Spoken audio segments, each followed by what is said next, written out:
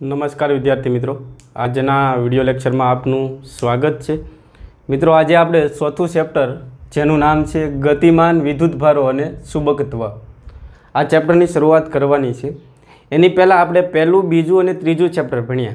तो 1 થી 3 चेप्टर से विद्युत शास्त्रना हता ने आ चेप्टर थी आपणे चुंबकीय शास्त्रनी शुरुआत करवानी है। पहला चेप्टरनुं टाइटल शुं छे ए जोईए आपणे। पहला लख्युं छे गतिमान विद्युतभारो। हवे तमने खबर है कि विद्युतभारो ज्यारे गति में होय, गति में रहेला विद्युतभारो शेनु निर्माण करे तो कि विद्युत प्रवाहनु। तो अत्यारे गतिमान विद्युतभारनो मतलब शुं थयो? विद्युत प्रवाह। अने चुंबकत्व धरावतो पदार्थ होय ई पोते पोतानामांथी चुंबकीय क्षेत्र उत्पन्न करे। एटले अहींया चुंबकत्वनो मतलब आपणे काढशुं चुंबकीय क्षेत्र। तो आ चेप्टरनी अंदर आपणे विद्युत प्रवाह अने चुंबकीय क्षेत्रों वच्चेना संबंधों मेळववाना छे। बहु मजानुं अने एकदम सरल चेप्टर छे। तो आ चेप्टरनी शरूआत करीए एनी पहेला तमने चुंबकीय क्षेत्र विशेनी माहिती खबर होवी जरूरी। तो तमे 8, 9, 10 नी अंदर भणी गया हशो कि चुंबकीय क्षेत्र उत्पन्न कोण करे। तो एक गज्जियो चुंबक लई लईए आपणे। गज्जियो चुंबक तो तमे जोयो होय। गज्जिया चुंबक ने 2 ध्रुवो होय, एक एन ध्रुव एने नॉर्थ पोल कहेवाय अथवा उत्तर ध्रुव, बीजो एस ध्रुव जेने साउथ पोल कहेवाय अथवा तो दक्षिण ध्रुव। तो आ गज्जिया चुंबकना लक्षणों शुं छे? तो लक्षणों बीजा कांई नहीं, आ पोते पोतानामांथी चुंबकीय क्षेत्र उत्पन्न करतो होय ने आ चुंबकीय क्षेत्र जो तमारे दर्शाववुं होय तो क्षेत्र रेखाओनी जरूर पड़े। तो गज्जिया चुंबकनी क्षेत्र रेखाओ एन मांथी बहार निकळती होय ने एस मां दाखल थती होय। आ रीते एन मांथी बहार निकळशे अने एस मां दाखल थाय। आवी घणी बधी क्षेत्र रेखाओ छे, तमे दोरी शको। तो आ गज्जिया चुंबकनी आसपास अत्यारे शुं उत्पन्न थयुं हशे? विद्युत क्षेत्र, गुरुत्वाकर्षित क्षेत्र के चुंबकीय क्षेत्र? तो चुंबक होय पोते पोतानी आसपास शुं उत्पन्न करशे? चुंबकीय क्षेत्र। ने आ चुंबकीय क्षेत्र जो तमारे बताववुं होय तो एनी जरूर पड़े चुंबकीय क्षेत्र रेखाओनी। हवे तमने खबर है कि जो आ चुंबकीय क्षेत्रनी अंदर तमे एक लोखंडनी खीली मूकी दो। धारो कि आपणे आ लोखंडनी खीली लईए, तो आ लोखंडनी खीली जवानी क्या? तो तमने खबर है कि लोखंड से चुंबक तरफ आकर्षाय एटले आ लोखंडनी खीली से ई चुंबक तरफ गति करशे अने आनी हारे ચોંટી जशे एवुं कहीए कि आपणे। पण जो आ लोखंडनी खीली अहींया होत तो अत्यारे हूँ एवं कही सकूँ कि आपणी आ जे लोखंडनी खीली छे ने आ गज्जिया चुंबकना आ जे चुंबकीय क्षेत्र छे ने एनी बहारना विस्तारमां छे अने बहारना विस्तारमां होय तो ए आकर्षण अनुभवीए के नहीं। जो तमारे आकर्षण अनुभवावी ज होय तो तमारे शुं करवुं पड़े? एने चुंबकीय क्षेत्रमां मूकवी पड़े। तो चुंबकीय क्षेत्रमां जेवी दाखल थशे एटले शुं थशे? एना तरफ आकर्षण अनुभवे। तो एक बात तो क्लियर थई हशे कि आ चुंबक पोतानी आसपास शुं उत्पन्न करे? चुंबकीय क्षेत्र। अने चुंबकीय क्षेत्र छे ने एने बी वडे दर्शावाय। आपणे विद्युत क्षेत्रने शेना वडे दर्शावता हता? ईवड़ा ई वडे। पण चुंबकीय क्षेत्रने शेना वडे दर्शावशुं? बी वडे। तो आ जे चुंबकीय क्षेत्र बी देखाय ने एमां हूँ एक चुंबकीय सोय मूकी दઉં। धारो कि आ चुंबकीय सोय छे। हवे तमे जेवी चुंबकीय सोयने आना उपर मूकशो ने अथवा तो गज्जिया चुंबकना चुंबकीय क्षेत्रमां मूकशो ने एटले शुं थशे खबर? आ जे चुंबकीय सोय छे ने एनुं कोणावर्तन थाय अने आ जे चुंबकीय क्षेत्र रेखाओ छे ने एने समांतर गोठवाई जाय। एटले आ सोयनुं हलनचलन थशे अने फाइनल कई रीते गोठवाशे? तो आ जे क्षेत्र रेखाओ छे एने समांतरमां गोठवाई जाय। तो एक बात याद राखजो कि ज्यारे चुंबकीय सोयने चुंबकीय क्षेत्रनी अंदर मूकी दो त्यारे ए चुंबकीय क्षेत्र रेखाओने समांतर गोठवाई जाय। तो छेल्ले हूँ एक प्रश्न पूछी लઉં कि आ सोयनुं कोणावर्तन क्यारे थाय? पहला सोय स्थिर हती आ रीते, जेवुं ज आनी अंदर चुंबकीय क्षेत्रमां तमे मूक्युं अथवा चुंबकीय क्षेत्र लागू पाड्युं एटले तरत ने तरत शुं थयुं? ए कोणावर्तन अनुभवे अने चुंबकीय क्षेत्रने समांतर गोठवाई जाय। तो जो चुंबकीय सोयनुं कोणावर्तन थतुं होय तो समजी लेवानुं कि एनी आसपास शुं हशे? चुंबकीय क्षेत्र। चुंबकीय क्षेत्र आपणे जोई न शकीए पण अनुभवવું હોય तो एक ज वस्तु कराय, का तमारे चुंबकीय सोय मूकी देवाय का लोखंडनी खीली मूकी देवाय। जो एनुं हलन चलन थाय तो समजी लेवानुं कि आजुबाजुना विस्तारमां चुंबकीय क्षेत्र छे। તો હવે આ ચુંબકીય ક્ષેત્ર અત્યારે આપણે કોની મદદથી ઉત્પન્ન કર્યું? વિચાર આવે કંઈ? આની આસપાસ ચુંબકીય ક્ષેત્ર ઉત્પન્ન કોણે કર્યું? ગજિયા ચુંબકે. તો ગજિયા ચુંબકની મદદથી તમે ચુંબકીય ક્ષેત્ર મેળવી શકો. વિદ્યુત ભારની મદદથી તમે વિદ્યુત ક્ષેત્ર મેળવી શકો. હવે ચુંબકીય ક્ષેત્ર જો તમારે મેળવવું હોય ને તો બીજી રીત એક છે, બરાબર? તો બીજી રીત કઈ? તો કે તમે વિદ્યુત પ્રવાહની મદદથી તમે ચુંબકીય ક્ષેત્ર મેળવી શકો. વિદ્યુત પ્રવાહની મદદથી પણ ચુંબકીય ક્ષેત્ર મેળવી શકો. એક તો ગજિયા ચુંબકની મદદથી મેળવી શકો, બીજું વિદ્યુત પ્રવાહની મદદથી પણ તમને ચુંબકીય ક્ષેત્ર મળી શકે. ને આવો સૌ પ્રથમ પ્રયોગ કોણે કર્યો હતો? તો 1800ની સાલમાં મહાન વૈજ્ઞાનિક ઓસ્ટેડ નામના વૈજ્ઞાનિકે વિદ્યુત પ્રવાહની મદદથી ચુંબકીય ક્ષેત્ર મેળવ્યું હતું.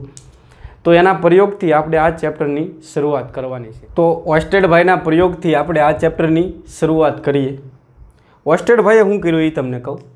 ઓસ્ટેડભાઈએ એક સુવાહક તાર લીધો. ઓસ્ટેડનો પ્રયોગ, એ બિચારો નવરો હતો, વિજ્ઞાનનો શિક્ષક હતો, અને એણે એક સરસ મજાનો પ્રયોગ કર્યો. એણે શું કર્યું? એક સુવાહક તાર લીધો, તારની ઉપર એક ચુંબકીય સોય મૂકી. આ રીતે આપણે રાખીએ, ઉત્તર દક્ષિણ દિશામાં ગોઠવી દઈએ, બરાબર?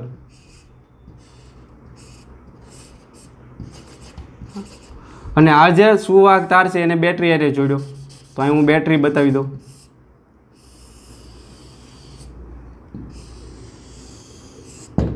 બરાબર, આ સુવાહક તારને કોની હારે જોડવામાં આવ્યો હતો? કે બેટરી હારે. ને બેટરીની સાથે આપણે કળ જોડી દઈએ, કળ કે. અત્યારે કળ ખુલ્લી હશે તો મને કહેશો બેટરીમાંથી વિદ્યુત પ્રવાહ પસાર થશે? આ ઓસ્ટેડના પ્રયોગ છે ને એનો પરિપથ થઈ ગયો. ઉપર ચુંબકીય સોય છે, ઉપર શું છે? ચુંબકીય સોય.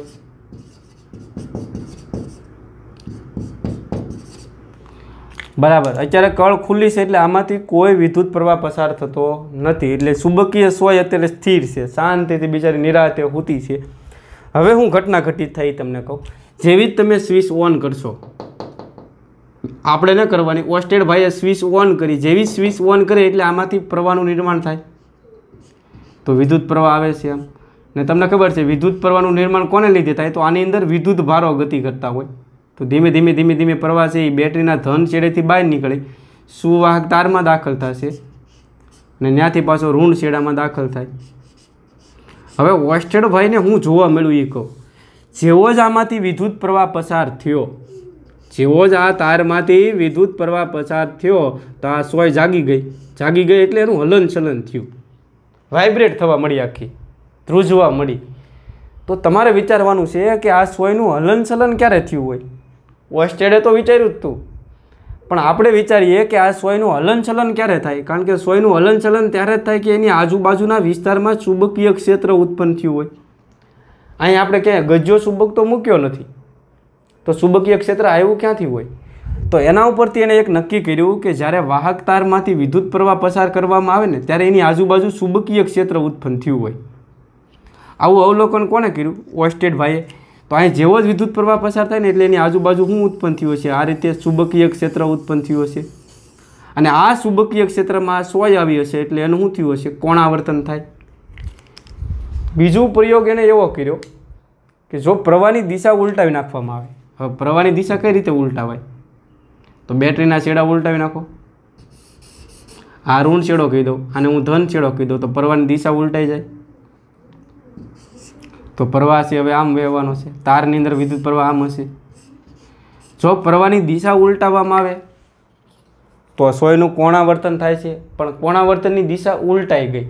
પહેલા કેસમાં સપોઝ આ રીતે થયું હોય વિષમ ઘડી દિશામાં, તો બીજા કેસમાં સોયનું કોણાવર્તન છે એ સમઘડી દિશામાં થતું જોવા મળ્યું. તો સોયના કોણાવર્તનની દિશા ઉલટાણી એનો મતલબ શું થયો? તો ઓસ્ટેડે એનો મતલબ એવો કાઢ્યો કે જો તમે અહીંયા પ્રવાહની દિશા ઉલટાવી નાખો ને તો અહીંયા ચુંબકીય ક્ષેત્રની દિશા પણ ઉલટાઈ જાય છે અને કોણાવર્તનની દિશા પણ ઉલટાઈ જશે. તો એક વાત તો ક્લિયર થઈ ગઈ કે ઓસ્ટેડના પ્રયોગ ઉપરથી કે જો કોઈ વાહક તારમાંથી વિદ્યુત પ્રવાહ પસાર કરવામાં આવે તો એની આજુબાજુ શું ઉત્પન્ન થાય? ચુંબકીય ક્ષેત્ર. પણ વિદ્યુત પ્રવાહનું નિર્માણ કોને લીધે થાય છે? આની અંદર રહેલા ગતિમાન વિદ્યુતભારોને લીધે। એટલે ઇનડાયરેક્ટલી આપણે એવું કહીએ કે ગતિમાન વિદ્યુતભારો એની આસપાસ શું ઉત્પન્ન કરે છે? ચુંબકત્વ। તો આપણા આ ચેપ્ટરનો અગત્યનો મુદ્દો ગતિમાન વિદ્યુતભારો ચુંબકત્વ ઉત્પન્ન કરે છે। બીજી ભાષામાં એમ કહો તો વારંવાર આ વાક્યનો ઉપયોગ કરશું કે કોઈ વાહક તારમાંથી જો વિદ્યુત પ્રવાહ પસાર કરવામાં આવે તો એની આજુબાજુ ચુંબકીય ક્ષેત્ર ઉત્પન્ન થાય છે। તો ઓસ્ટનના નિયમના અથવા તો પ્રયોગના બે અગત્યના અવલોકનો હું અહીં લખું છું। પહેલું અવલોકન એવું છે કે વાહક તારમાંથી તમે શું પસાર કરો? વિદ્યુત પ્રવાહ પસાર થાય તો તેની આસપાસ શું જોવા મળે છે? મને કહેશો ચુંબકીય ક્ષેત્ર। તો જ આ સોયનું કોણ આવર્તન થયું હોય, નહીતર થાય નહીં। તો તેની આસપાસ ચુંબકીય ક્ષેત્ર ઉત્પન્ન થાય છે।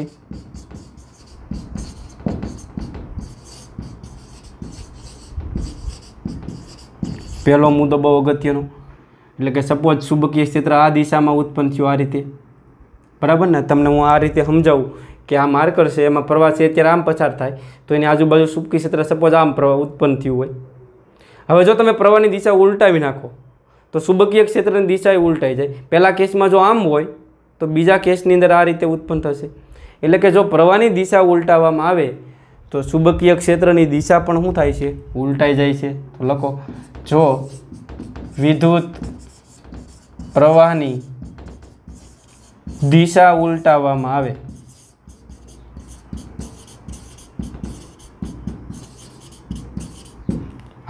તો ચુંબકીય ક્ષેત્રની દિશા ઉલટાઈ જાય છે।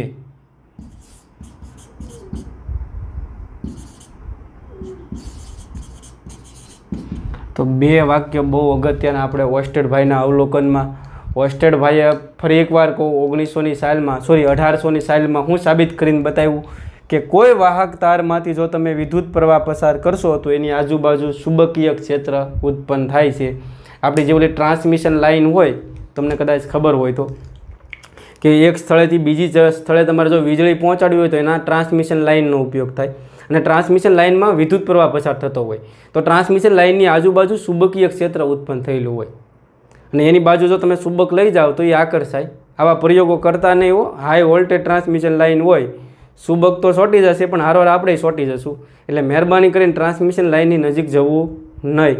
ઓકે, બીજો પ્રયોગ ઉપરથી તમને હું સમજાવું કે નહીં 100% વિદ્યુત પ્રવાહ પસાર કરશો એટલે તમને વિશ્વાસ આવી જાય કે નહીં ચુંબકીય ક્ષેત્ર તો ઉત્પન્ન થતું જ હોય। ને આ પ્રયોગ તમે 10મા ધોરણમાં ભણી ગયા હશો। તમારે શું કરવાનું? એક પૂઠું લેવાનું ને આ પૂઠાની અંદર અહીંયા કાણું પાડી દો ને આજુબાજુ લોખંડનો ભૂકો અસ્તવ્યસ્ત રીતે ગોઠવો, જેમ ફાવે એમ ગોઠવી દો, બરાબર? પછી અહીંથી આપણે એક સુવાહક તાર કાઢશું ને આ તારને તમારે બેટરી હારે જોડી દેવાનો છે। અહીંયા આપણે કળ રાખશું। હવે જેવી જ કળ કે તમે ચાલુ કરશો એટલે બેટરીના ધન છેડેથી પ્રવાહ નીકળવાનો, પ્રવાહ છે આ રીતે વહેતો હશે આમાં। તો હવે જેવો જ આ તારમાંથી વિદ્યુત પ્રવાહ અહીંયા પસાર થાય ને એટલે પહેલાં લોખંડનો ભૂકો અસ્તવ્યસ્ત હતો, પછી થોડીક જ ક્ષણોની અંદર આ જે લોખંડનો ભૂકો છે ને એ તમને ચોક્કસ ભાત અથવા પેટર્નમાં જોવા મળશે, ને આ લોખંડનો ભૂકો છે ને વર્તુળાકાર માર્ગે આ રીતે ગોઠવાઈ ગયેલો હશે। તો આ લોખંડના ભૂકાને વર્તુળાકાર માર્ગે ગોઠવો કોને હશે? તો એક જ વસ્તુ હશે કે એની આજુબાજુ શું ઉત્પન્ન થયું હશે? ચુંબકીય ક્ષેત્ર। જે રીતે લોખંડનો ભૂકો વર્તુળાકાર માર્ગે અહીંયા ગોઠવાઈ જાય છે ને એ જ રીતે આની આસપાસ વર્તુળાકાર માર્ગે ક્ષેત્ર રેખાઓ હશે। તો આ પ્રયોગ ઉપરથી આપણને વિશ્વાસ આવી જવો જોઈએ કે વાહક તારમાંથી જો તમે વિદ્યુત પ્રવાહ પસાર કરો તો એની આજુબાજુ શું ઉત્પન્ન થતું હોય? ચુંબકીય ક્ષેત્ર। પણ અંદરની વાત તમને ખબર હોવી જોઈએ કે આ વિદ્યુત પ્રવાહ વહે એનું કારણ શું છે? એની અંદર ગતિમાન વિદ્યુત ભારો છે। તો આ ગતિમાન વિદ્યુત ભારો આસપાસ શું ઉત્પન્ન કરે છે? ચુંબકીય ક્ષેત્ર। તો પહેલો ને અગત્યનો ટોપિક ક્લિયર થયો। છેલ્લે ફરીવાર હું એક વાક્ય રિપીટ કરું તમારે મારે યારે બોલવાનો પ્રયત્ન કરવાનો છે કે કોઈ વાહક તારમાંથી વિદ્યુત પ્રવાહ પસાર થાય તો એની આજુબાજુ શું ઉત્પન્ન થાય? ચુંબકીય ક્ષેત્ર ઉત્પન્ન થાય છે। હવે આ ચુંબકીય ક્ષેત્ર ઉત્પન્ન તો થઈ ગયું, પણ આ તારથી મારે આર અંતરે આવેલા બિંદુએ મારે ચુંબકીય ક્ષેત્ર ગણવું છે। અહીંયા જે તાર હોય ને એની નજીકના વિસ્તારમાં ચુંબકીય ક્ષેત્રની તીવ્રતા બહુ વધારે હોય, પ્રબળ હોય। જેમ જેમ અંતર વધતું જાય એમ ચુંબકીય ક્ષેત્રની પ્રબળતા ઘટતી જાય। તો આર અંતરે જો મારે ચુંબકીય ક્ષેત્ર ગણવું હોય તો આ ચુંબકીય ક્ષેત્રનું મૂલ્ય જાણવા માટે બે વૈજ્ઞાનિક આવ્યા, બાયટ અને સાવર્ટ, પણ ગુજરાત બોર્ડવાળાએ એનું નામ કરી નાખ્યું બાયો સાવર। તો બાયો અને સાવર નામના વૈજ્ઞાનિકે એક નિયમ આપ્યો અને એ નિયમની મદદથી તમે ચુંબકીય ક્ષેત્રનું મૂલ્ય જાણી શકો। જેમ કુલમના નિયમની મદદથી તમે વિદ્યુત ક્ષેત્રનું મૂલ્ય જાણી શકો, એમ બાયો સાવરના નિયમની મદદથી આપણે શું જાણી શકશું? ચુંબકીય ક્ષેત્રનું મૂલ્ય। તો એક મોસ્ટ આઈએમપી ટોપિક જેનું નામ છે બાયો સાવરનો, તો મોસ્ટ આઈએમપી ટોપિક બાયો સાવરનો નિયમ આજે ને આજે તમને કમ્પલસરી આવડી જવો જોઈએ। તો બાયો સાવરનો નિયમ તમને શું માહિતી આપે? તો યાદ રાખજો, ચુંબકીય ક્ષેત્રનું મૂલ્ય અને દિશા। તો કેટલું ચુંબકીય ક્ષેત્ર હોય અને કઈ દિશામાં હોય એ સમજવાનો પ્રયત્ન કરીએ। તો બાયો સાવરનો નિયમ સમજવા માટે એક હું અહીંયા સુવાહક તાર ધ્યાનમાં લઉં। આવો આપણે સુવાહક તારને ધ્યાનમાં લઈએ।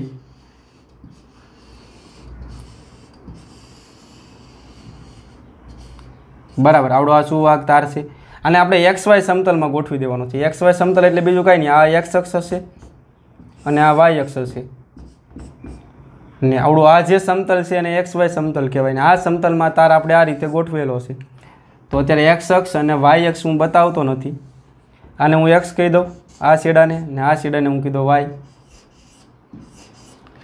હવે આ સુવાહક તાર છે ને આ તારમાંથી ધારો કે I જેટલો વિદ્યુત પ્રવાહ પસાર થાય છે,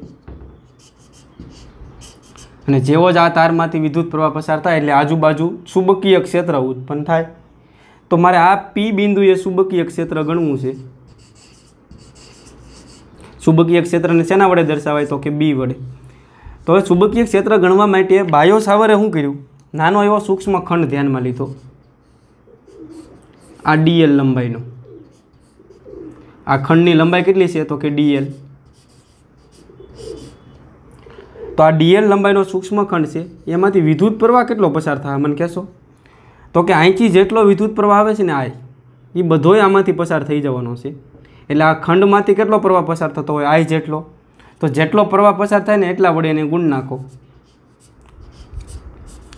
તો પ્રવાહ ગુણ્યા ખંડ એટલે આવડું આ જે છે ને એને પ્રવાહ ખંડ કહેવાય। IDL પ્રવાહ ખંડ। પ્રવાહ ખંડનું સૂત્ર શું થયું? પ્રવાહ ગુણ્યા ખંડની લંબાઈ। તો IDL પ્રવાહ ખંડ થઈ ગયો। તો તમને કોઈ પ્રશ્ન પૂછે કે પ્રવાહ ખંડનો એકમ શું થાય? તો પ્રવાહ ખંડનું સૂત્ર શું છે? I × DL। હવે વિદ્યુત પ્રવાહનો એકમ થાય એમ્પિયર અને DLનો એકમ થાય મીટર। તો પ્રવાહ ખંડનો એકમ શું થાય? Ampere × metre. હવે આ જે પ્રવાહ ખંડ છે ને એ મિત્રો સદિશ રાશિ છે। કેવી રાશિ છે? એટલે I ની માથે તો હું સદિશ નહીં મૂકી શકું, પણ DL ની માથે સદિશ મૂકી દઉં। તો IDL પ્રવાહખંડ કેવી રાશિ છે? સદિશ। અને સદિશ હોય એટલે એક સરસ મજાનો પ્રશ્ન ઉદ્ભવે કે એની દિશા કઈ? તો આ પ્રવાહખંડની દિશા કઈ હોય? તો યાદ રાખજો, જે દિશામાં પ્રવાહ વહેતો હોય ને, અત્યારે પ્રવાહ આમ વહે છે તો એ દિશામાં પ્રવાહખંડની દિશા હોય। એટલે અત્યારે પ્રવાહ આમ જાય છે તો પ્રવાહખંડની દિશા આમ હશે। તો આવડી આ જે દિશા છે એ કોની છે? IDL પ્રવાહખંડની। ને આ IDL પ્રવાહખંડથી મારે R અંતરે આવેલું જે બિંદુ છે ને ત્યાં ચુંબકીય ક્ષેત્ર ગણવાનું છે। આ જે બિંદુ છે એનું અંતર કેટલું છે? R।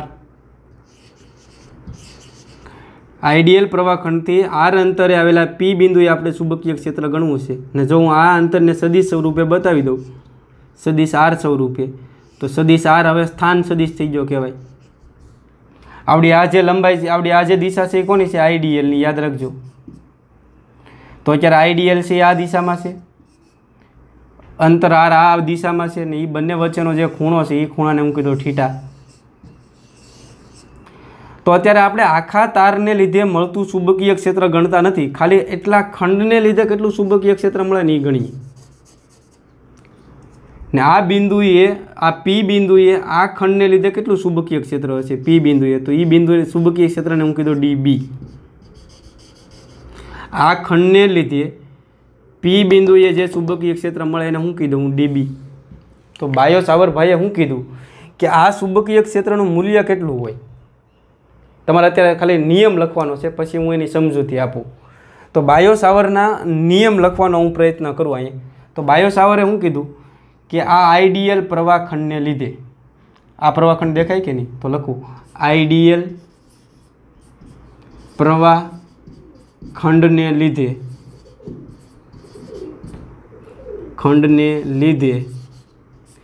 क्या बिंदुए तो कि आर स्थान सदिश धरावता पी बिंदुए खंड ने लीधे आर स्थान सदिश धरावता बिंदुए आर स्थान सदिश धरावता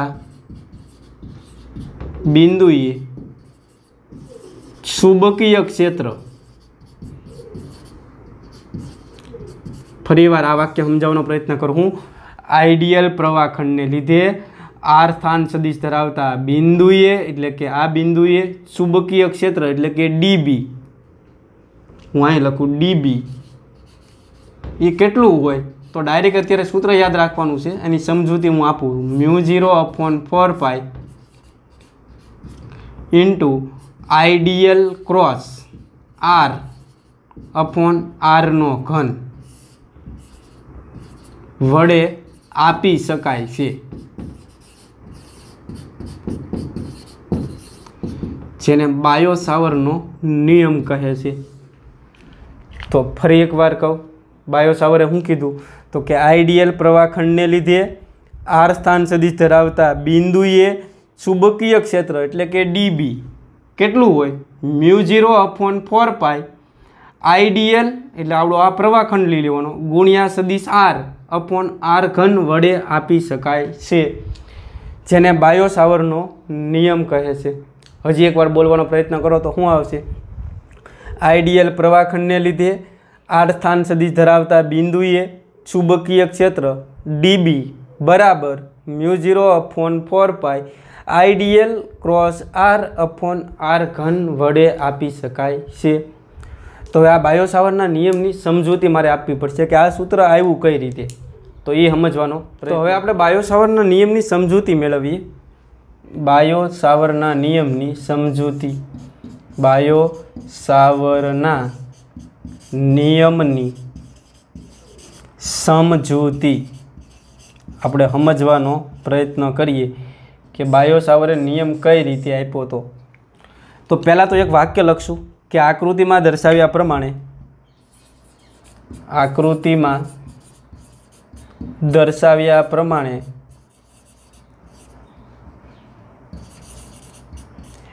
XY સમતલમાં रहेला सुवाहक तारमांथी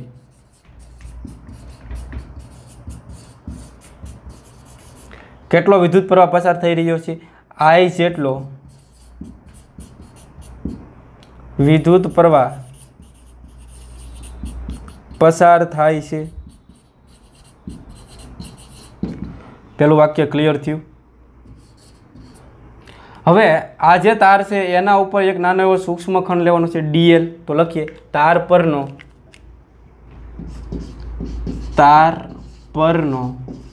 सूक्ष्म खंड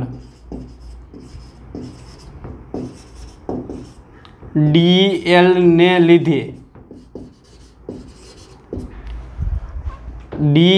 लीधे आर अंतरे आवेला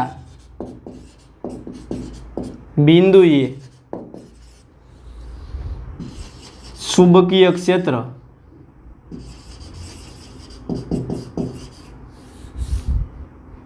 बिंदुए उद्भवतु चुंबकीय क्षेत्र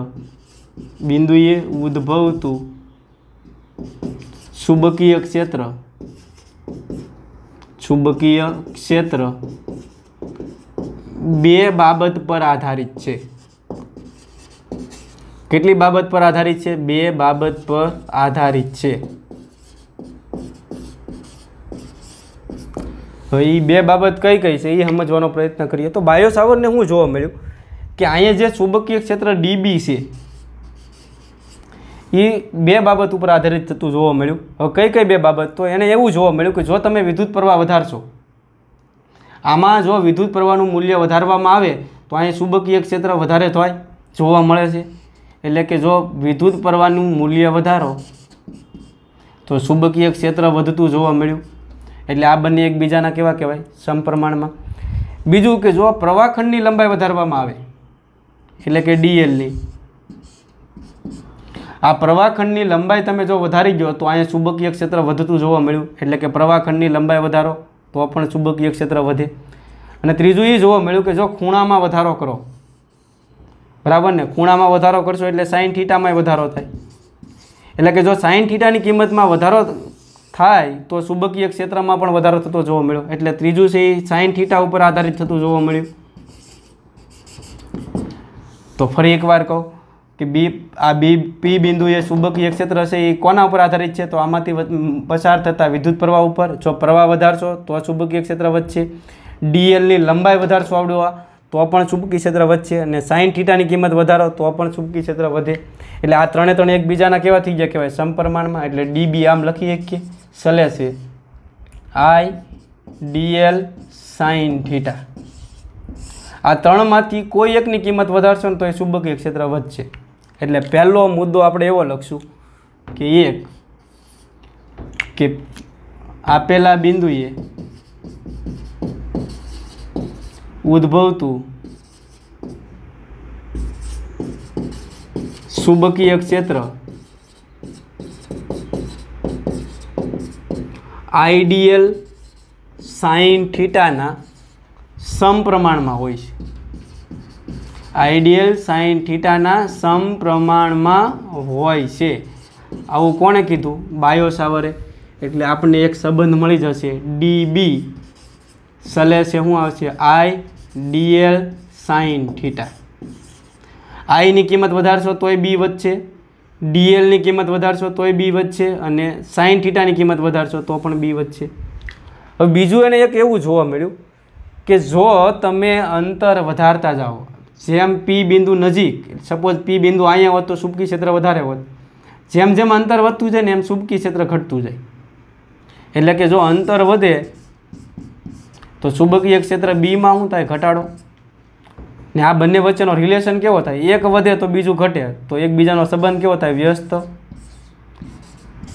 पण अहींया जे चुंबकीय क्षेत्र छे ने अंतरना वर्गना व्यस्त मुजब घटतुं। जो अहींया अंतर तमे बमणुं करो ने तो चुंबकीय क्षेत्र 4 गणुं घटी जतुं, चौथा भागनुं थई जतुं। एटले बंने वच्चेनो रिलेशन केवो थयो? अंतरना वर्गना व्यस्त प्रमाणमां। एटले बीजुं बाबत कई छे? तो ई बाबत लखुं अहींया कि आपेला बिंदुए उद्भवतुं चुंबकीय क्षेत्र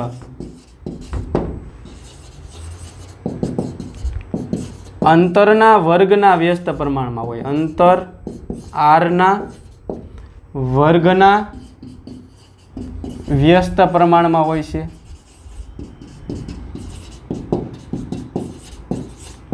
तो डीबी सले छे शुं थशे? मने कहेशो डीबी सले छे 1/r²। खबर पड़ी? तो बायो सावरनो नियम छे ने व्यस्त वर्गनो नियम कहेवाय। केवो कहेवाय? कूलमनो नियम में तमने खबर है कि विद्युत क्षेत्र ई से अंतरना वर्गना व्यस्त मुजब घटतुं हतुं बिंदुवत विद्युत भार माटे। तो आ ते चुंबकीय क्षेत्र पण शुं थाय? अंतरना वर्गना व्यस्त मुजब घटे। आने समीकरण नंबर 1 आपी दो अने आने समीकरण नंबर 2 आपी दो। तो समीकरण नंबर 1 અને 2 ने हवे भेगा लखीए आपणे। तो लखीए समी 1 અને 2 परथी 1 અને 2 परथी तो अहीं डीबी छे, अहीं डीबी छे એટલે डीबी सले छे शुं थाय? अंशमां आईडीएल आवशे, आईडीएल साइन थीटा आवशे અને છેદમાં આવશે r²। तो डीबी सले छे फाइनली शुं थयुं? IDL sine theta upon r²। हवे तमे शुं करशो मने कहेशो? तो आ समप्रमाणता निशानी दूर करी नाखो। हवे तो जेवी समप्रमाणता निशानी आपणे अहींया दूर करशुं એટલે अहींया आवशे पहेला बराबर, पछी अचळांक मूकवो पड़े। अचळांक तरीके तमे के मूकी शको पण आ के नी किंमत छे ने ए हकीकतमां आटली मळे μ0/4π। અચળાંકની કિંમત કેટલી આવે છે? μ0/4π બરાબર કાઢ્યું એની જગ્યાએ શું મૂક્યું આપણે? અચળાંકને. અચળાંક તરીકે શું લેવાનું? μ0/4π અને બાકીનું લખી નાખો આઈડિયલ સાઇન θ/r². તો આપણા માટે ગોલ્ડન ઇક્વેશન મળી ગયું વિદ્યાર્થી મિત્રો. આ સૂત્રોનો વારંવાર આપણે ઉપયોગ કરશું. સમીકરણ નંબર આપી દો 3. તો આઈડિયલ પ્રવાહખંડને લીધે આર અંતરે આવેલા બિંદુએ ચુંબકીય ક્ષેત્ર કેટલું હોય? dB બરાબર μ0/4π આઈડિયલ સાઇન θ/r². પણ આ જે થીટા છે એ કોની વચ્ચેનો ખૂણો છે ખબર છે? એ યાદ હોવું જરૂરી. તો આ જે થીટો છે એ કોની વચ્ચેનો ખૂણો છે? તો કે અંતર આર અને પ્રવાહખંડ ડીએલ વચ્ચેનો ખૂણો છે. એ ભૂલાવવું જોઈએ નહીં. તો આ સૂત્ર યાદ રાખજો, બહુ અગત્યનું છે. આનું હજી થોડુંક સાદું રૂપ આપીએ આપણે. અને આર વડે ગુણી નાખો ને આર વડે ભાગી નાખો તો તમને શું જોવા મળશે? તો ડીબી ના ડીબી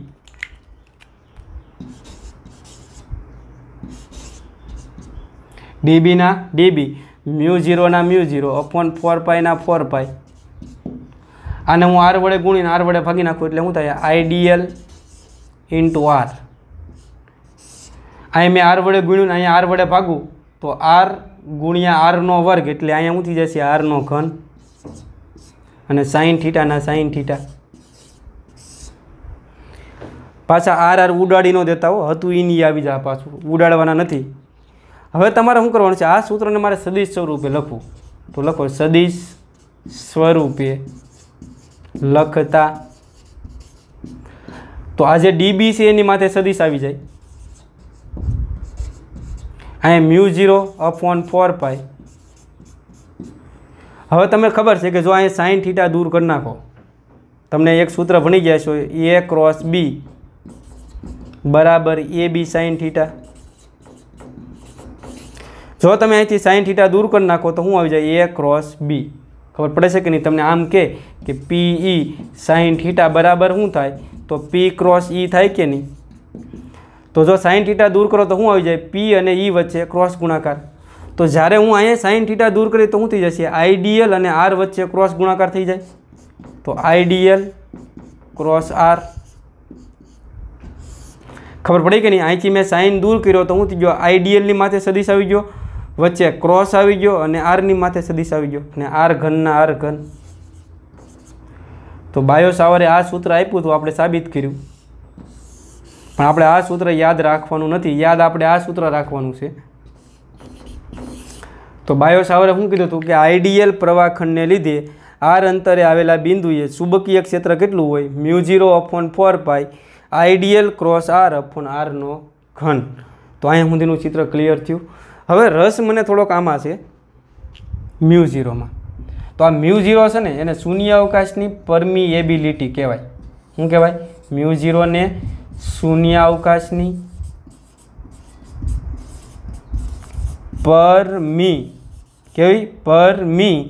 પરમિએબિલિટી. ABCDની હો, એબિલિટી. ε0 ને આપણે વીટી કહેતા, પરમિટિવિટી. જ્યારે μ0 ને શું કહેશું? પરમિએબિલિટી. અત્યારે તાર છે ને એ શૂન્ય અવકાશમાં મૂકેલો છે, આજુબાજુ છે એ શૂન્ય અવકાશ છે, એટલે આ જે ચુંબકીય ક્ષેત્ર ઉત્પન્ન થયું કેમાં ઉત્પન્ન થયું કહેવાય? શૂન્ય અવકાશની અંદર. ને આ μ0 ની કિંમત છે યાદ રાખજો શૂન્ય અવકાશ માટે 4π ગુણ્યા 10⁻⁻7. આનો એકમ અત્યારે હું લખી નાખું અહીંયા ટેસ્લા મીટર પર એમ્પિયર. બરાબર ને? પછી આના એકમ વિશે આપણે થોડુંક વિચારશું. એટલે કે જેમ μ0 ની કિંમત વધારે એમ ચુંબકીય ક્ષેત્ર વધારે ઉત્પન્ન થાય, અને જેમ μ0 ની કિંમત ઓછી એમ ચુંબકીય ક્ષેત્ર ઓછું ઉત્પન્ન થાય. જો અહીંયા તારની આસપાસ પાણી હોય તો અહીંયા પાણીની પરમિએબિલિટી આવે. તારની આસપાસ લોખંડ હોય તો લોખંડની પરમિએબિલિટી આવે. સૌથી વધારે પરમિએબિલિટી લોખંડની હોય. એટલે આજુબાજુ તો તમે લોખંડ લઈ લો, લોખંડને ફેરોમેગ્નેટિક પદાર્થ કહેવાય. કેવો કહેવાય? ફેરોમેગ્નેટિક પદાર્થ. ને એ જો અહીંયા ફેરોમેગ્નેટિક પદાર્થ ઉત્પન્ન મૂકી દો તો આની અંદર ઉત્પન્ન થતું ચુંબકીય ક્ષેત્ર છે ને એ વધારે હોય. કારણ કે μ0 ની કિંમત જેમ વધારે એમ ચુંબકીય ક્ષેત્ર કેવું હોય? વધારે હોય. તો અહીં સુધીનું ચિત્ર ક્લિયર થયું. તો છેલ્લે હું તમને એક વાત કહી દઉં હવે કે ચુંબકીય ક્ષેત્ર બી છે એનો એસઆઈ એકમ શું હોય? तो चुंबकीय क्षेत्रનો એકમ નિકોલા ટેસ્લા નામના વૈજ્ઞાનિકની યાદમાં ટેસ્લા લેવામાં આવે। નિકોલા ટેસ્લા એ મહાન વૈજ્ઞાનિક છે જેણે એસી પ્રવાહની શોધ કરી હતી, બરાબર ને। સૌપ્રથમ ડીસી પ્રવાહ મેળવ્યો હતો થોમસ આલ્વા એડિસન દ્વારા મેળવવામાં આવ્યો હતો। ત્યાર પછી જે સસ્તો અને સારામાં સારો પ્રવાહ હોય એ એસી પ્રવાહ છે। એસી પ્રવાહની શોધ કોણે કરી હતી? તો નિકોલા ટેસ્લા નામના વૈજ્ઞાનિકે કરી હતી। અને એના નામની યાદમાં આપણે ચુંબકીય ક્ષેત્રનો એકમ શું લેશું? ટેસ્લા। એસી પ્રવાહની અંદર આપણે નિકોલા ટેસ્લાની વાત કરીશું, પણ અત્યારે ચુંબકીય ક્ષેત્ર બીનો એસઆઈ એકમ શું આવે? તો બીનો એસઆઈ એકમ ટેસ્લા આવે। શું આવે? ટેસ્લાનો આપણે ટી લેશું। अथवा बीजो एकम आवशे एक आपणे भविष्य में सूत्र भणशुं एफ बराबर बी। तो आना पछी जो तमारे बी नो एकम बनावो होय तो शुं थाय? बळनो एकम थाय न्यूटन, विद्युत प्रवाहनो एकम थाय एम्पियर अने लंबाईनो एकम थाय मीटर। तो बीजो चुंबकीय क्षेत्रनो एकम याद राखजो, newton upon ampere into metre, बराबर। तेरे नाम याद राखो, शुं याद राखो? टेस्ला तेरे नाम, newton upon ampere into metre. Tesla बराबर तमे हूँ लखी शको? Newton upon ampere into metre. आना परथी बी नु पारिमाणिक सूत्र मेळवता आवडे। न्यूटनનું पारिमाणिक सूत्र શું થાય? 11-2। ન્યૂટને 11 માં 2 વાર દાંડી મારેલી છે એવું નથી હો, આ તો જસ્ટ સમજવા માટે। વિદ્યુત પ્રવાહનું પારિમાણિક सूत्र A1 થાય અને મીટરનું L1 થાય। L1 કેન્સલ થયા એટલે અહીંયાથી જાય L0। A1 ને ઉપર લઈ જાઓ એટલે ચુંબકીય ક્ષેત્ર બીનું પારિમાણિક સૂત્ર મળી જાય 10-21। ટેસ્લાનું પારિમાણિક સૂત્ર શું થાય? 10-21। તો બીનો એસઆઈ એકમ યાદ રાખજો, ટેસ્લા અથવા newton upon ampere into metre. તો મ્યુ0નો એકમ કઈ રીતે આવી ખબર પડે? તો હું જો આના ઉપરથી મેળવી દઉં। હવે બીનો એકમ થાય ટેસ્લા, મ્યુ0નો એકમ મારે મેળવવો છે। 4π ને કાંઈ એકમ ન હોય। આઈનો એકમ શું થાય? એમ્પિયર। ડીએલનો એકમ શું થાય? મીટર। સાઇન થીટાને કાંઈ એકમ ન હોય, અંતર છેદમાં છે તો અંતરનો એકમ શું થાય? મીટર। ને પાછો વર્ક કરી નાખો, મીટર મીટર કેન્સલ થાય તો મ્યુ0નો એકમ શું આવશે? આને બરાબર આ બાજુ લઈ જાવ તો મ્યુ0 બરાબર tesla into metre upon ampere. તમ્મા યાદ રાખવાનું, શું યાદ રાખવાનું? તમ્મા ટેસ્લા મીટર અપોન એમ્પિયર। તો ચુંબકીય ક્ષેત્ર બીનો એકમ ટેસ્લા થાય, પણ જો મ્યુ0નો એકમ કહે તો શું કરવાનું? ટેસ્લાની આગળ માં લગાડી દેવાનું। ચુંબકીય ક્ષેત્ર બીનો એકમ ટેસ્લા થાય, પણ જ્યારે મ્યુ0નો એકમ કહે તો શું આવશે? માં લગાડી દેવાનું। Tesla metre upon ampere. અને ખાલી ટેસ્લા બરાબર તમારે લખવું હોય તો લખવાનું ટેસ્લા તેરે નામ। તેરે નામ પિક્ચર આવી ગયું, આપણે જોઈ નથી પણ બધા કહે છે સારી પિક્ચર છે, પણ આપણે યાદ રાખશું ટૂંકમાં। તો ચુંબકીય ક્ષેત્ર માટે બાયો સાવરનો નિયમ અહીંયા સુધીનું ચિત્ર ક્લિયર થયું। હવે મેં જો આને સદિશ સ્વરૂપે લખ્યો હોય તો મારે એની દિશા ખબર હોવી જરૂરી। તો ચુંબકીય ક્ષેત્રની દિશાનો વહીવટ આપણે આવતા લેક્ચરમાં કરીશું। ત્યાં સુધી બાયો સાવરનો નિયમ તમને ક્લિયર થઈ જવો જોઈએ। તો આજનો લેક્ચર આપણે અહીંયા અટકાવીએ, આવતા લેક્ચરમાં ફરીવાર મળીશું। ત્યાં સુધી ગુડ બાય।